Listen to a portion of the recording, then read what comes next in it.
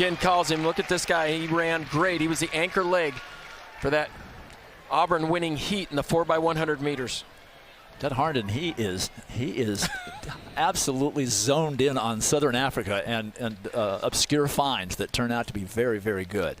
Somebody also to keep an eye on there in lane 6 from Penn State, Chekna Traore, the junior college transfer from Ramapo, New Jersey. Ran really well indoors and some real fast times outdoors. We'll see if he can get through to the final. Traore from the Ivory Coast. Robert Gregory can't miss him in the blue of Florida. He's making up the stagger on Maka Charamba to his outside. But it is Traore who's also going well in lane 6.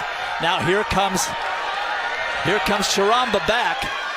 And no, Robert Gregory gets that second spot, but the heat was won by Dan's pick, Chekna Traore, the senior from Penn State. 20.02 with a 0.7 trailing win, so just a little over 1.5 miles per hour for the senior from the Ivory Coast, winning that heat easily. Robert Gregory second by 1/100th over Maka Charamba. Well, and I'll tell you, I don't care how good you are, what kind of a closer you are, you just can't give up this much room in the 200 meters. Maybe Joseph Fambelet could have come back from that far back, but look at Charamba try to make it up, but Traore on the outside, he just ran a really nice turn, and then he just stood up. And these athletes are enjoying a nice tailwind down that home straight. They're running directly into the wind about the first 30-40 meters, and then once they turn that corner, that wind is with them. But a false start at the Big Ten Outdoor Championships, but a runner-up in the 200 meters. He seems to be coming into form. So Traore with a 20.02 with plenty of legal win wins the heat over Robert Gregory. They automatically advanced, and at 2016 it seems inconceivable that Charamba would not qualify on time, but there are 2 heats remaining.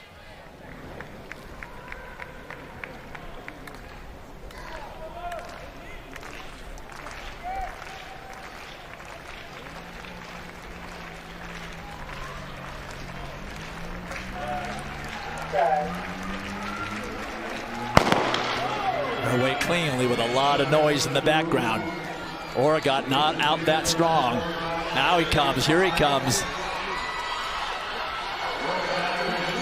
Nick Harbour on the inside of Oregon giving chase. Wanye McCoy trying to race himself into an automatic qualifying spot, and he does so. Oregon, McCoy, Maswangami, and Maswangami once again has to sit back and wait to see if he can get through on a time qualifier. 20.09 for Oregon, 20.22 for McCoy, with Maswangani just 300ths back, but in a non-qualifying position at this point with 1 heat remaining. Well, Coach Blaine Wiley at Alabama, he said we like to think of the 200 meters as running up a hill in the first 100. Then when you get to the top of the hill, you run down the other side. You let your momentum take you, but you stand nice and tall. And look at Oregon. Nice forward lean there, just pushing all the way to the line. And I'll tell you, this is the 3rd race of the day for Wanye McCoy. He looked a little fatigued there in the last 30, 40 meters. But Oregon looked fresh, and I asked him, you're gonna run him on the 4x4 relay, and he said, not if we don't have to. So Oregon gets through, McCoy gets through. But Sean Maswangani has to sit back and wait for this 3rd heat to go. The bubble is 20:32, so all it would take is a little bit of wind to come up for this 3rd heat, and that 2025 might not qualify. Okay. And Abdul Rashad Semino shows his face again here in the 200 meters from South Florida.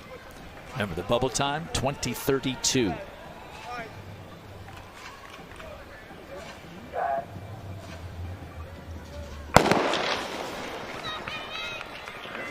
Lance Lang out fast, making up the stagger on Garrett Kalin to his outside.